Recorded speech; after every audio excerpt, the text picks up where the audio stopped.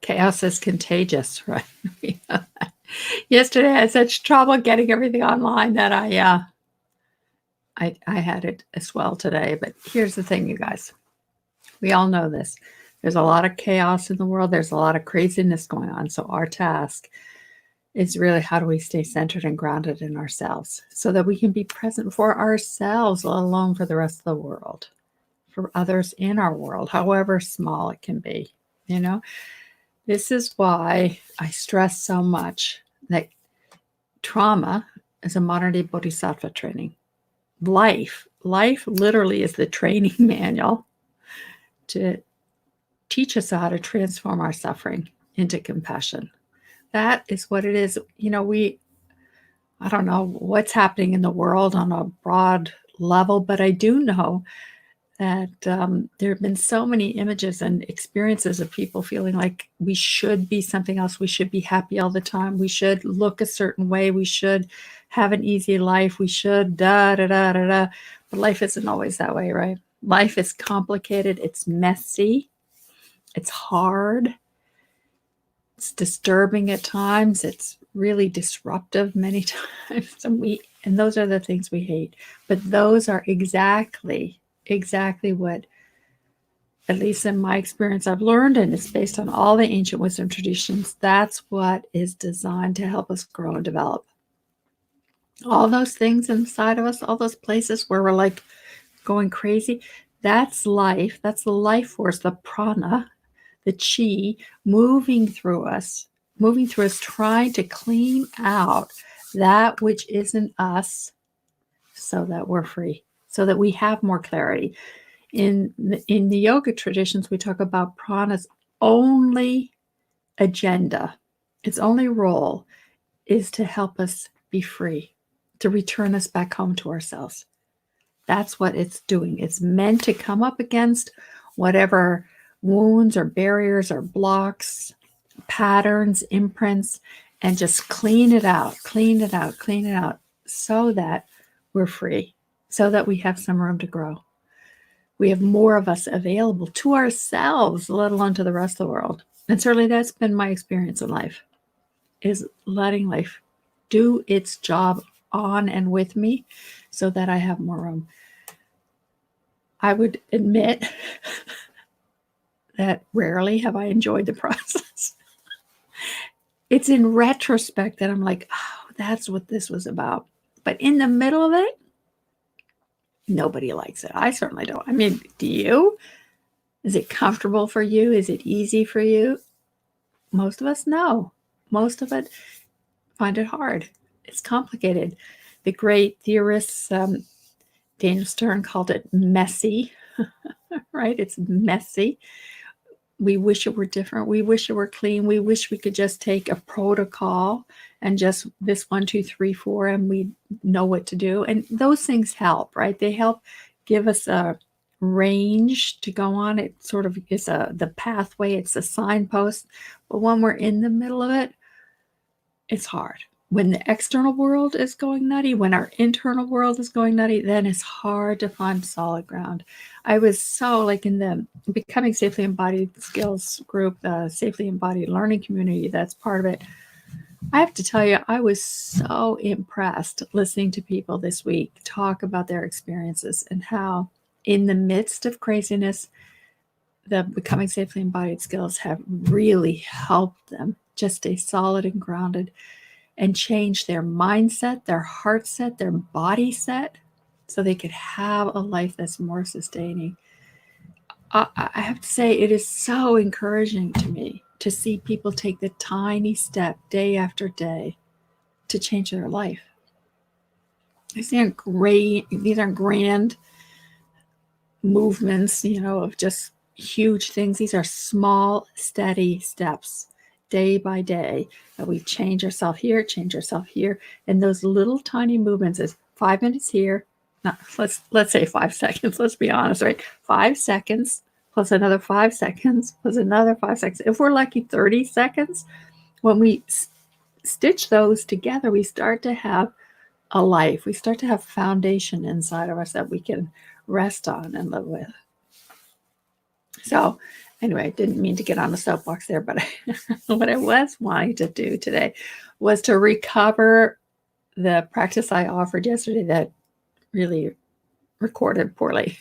So I'm checking. You can hear me, right? I see there's a thumbs up. So that means you can hear me, right? So what I want to do is talk to you about a simple, tiny, tiny practice about slowing down, taking each moment instead of rushing our way through, slowing down. And what do we encounter? Now, many of you have heard me say that when we slow down, there's two journeys we take, right? The journey is from going from outside, being all oriented, especially hypervigilantly out there, turning indoors, inside ourselves. It's like we are being able to attend to ourselves and know what's going on inside ourselves. That's what is so important, is taking those steps. Hey, Sharon's here.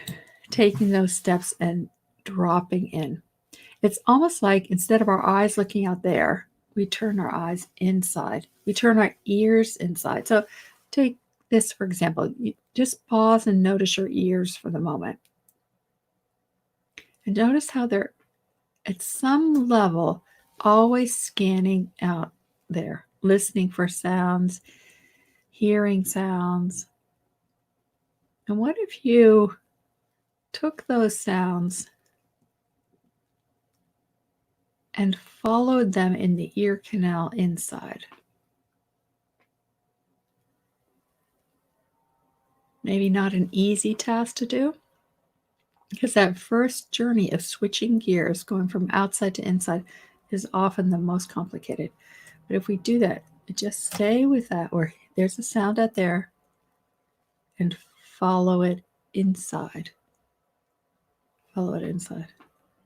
That's the first journey. How do we go from outside to inside? And along that, there's a second journey that we take, which is from our heads, thinking about things, trying hard to figure out life, what to do next, to then pausing and following that and dropping in. Instead of thinking, being organized all up here, what happens if we bring our attention here to our torso and then to our body and to our heart here? And just see what happens as you do that. As you take wherever you're thinking, and you can literally do that. Put your hands here and then drop in. Drop in. Connecting right here.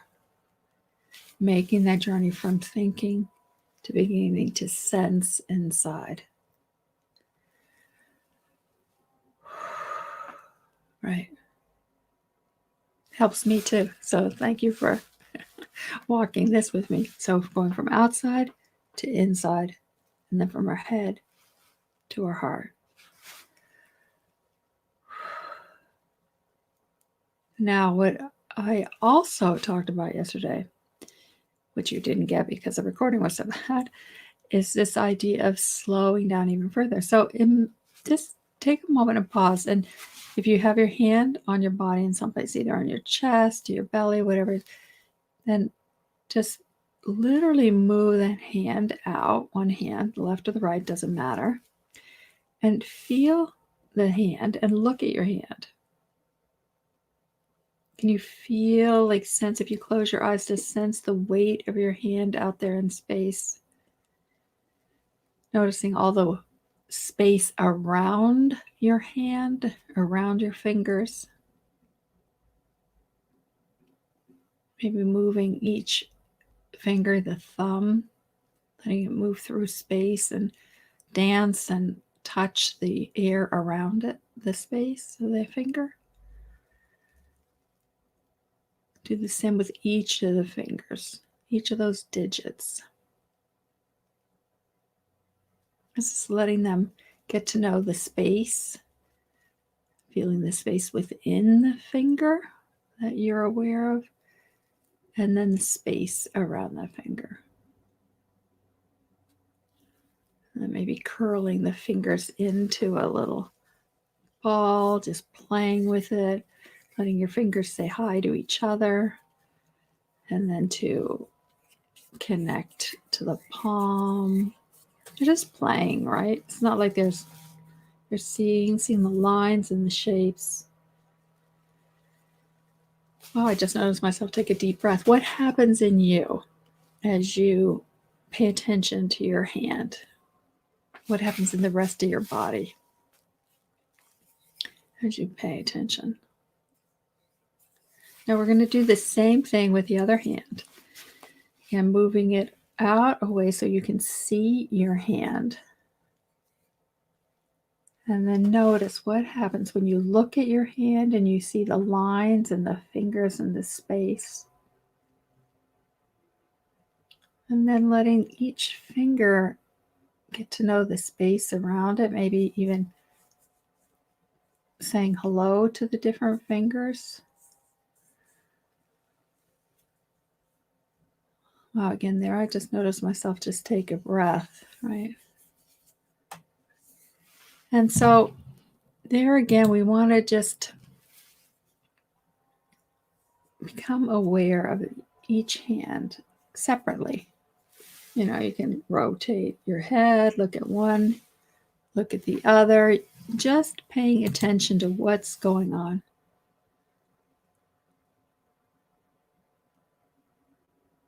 And then what happens to the space between these two hands? You see your left hand,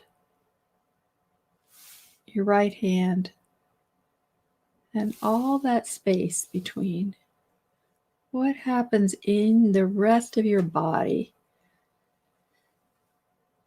as you see and notice? What happens here? What happens here? And then holding both of these, the left and the right hand together. I have to figure out how to put my hands in the camera. How do you hold both of these at the same time? Your mind here, here, and then both together. And then adding in the rest of your body at the same time.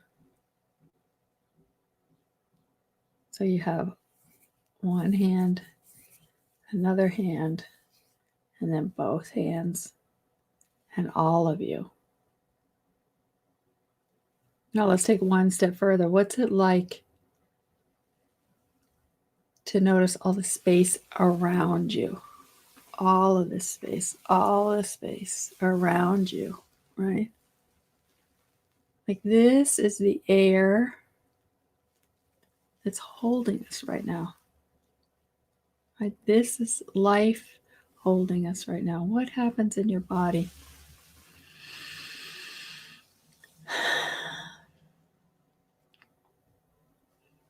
Yeah.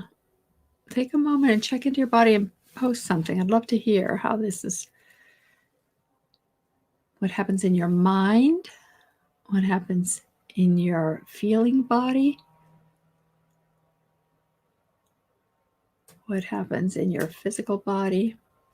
Because in yoga, we talk about the many different layers of the body. And it's not just body. There's actually many layers. There is the physical body. Yes, right here, right here. This is our physical being. And then within that, there's another layer, the layer of our thoughts and our feelings, right? Then there's another layer of our energy body, the breath moving in and through us. The body, the layer of the body that can organize and discern and make choices like, oh, this feels better than that, so I want to move in that direction, right?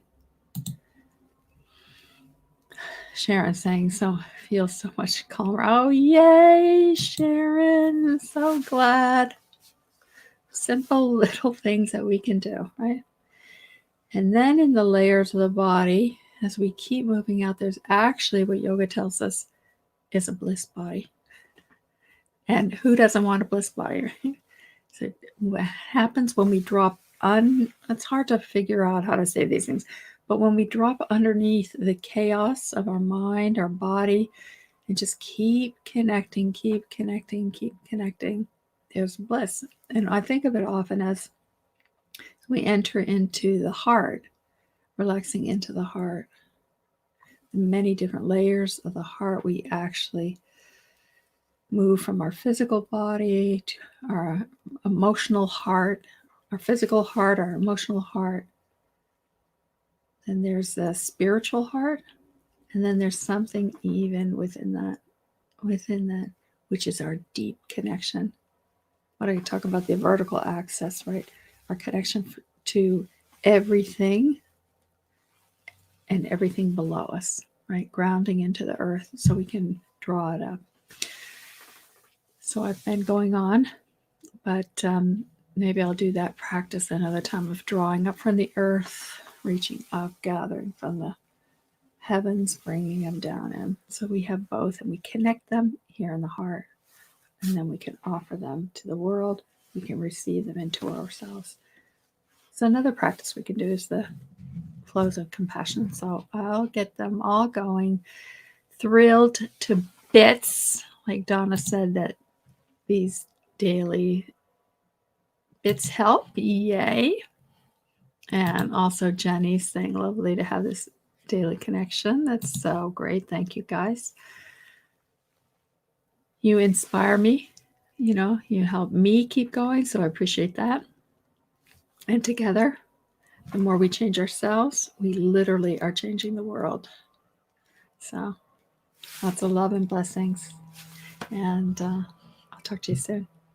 Bye.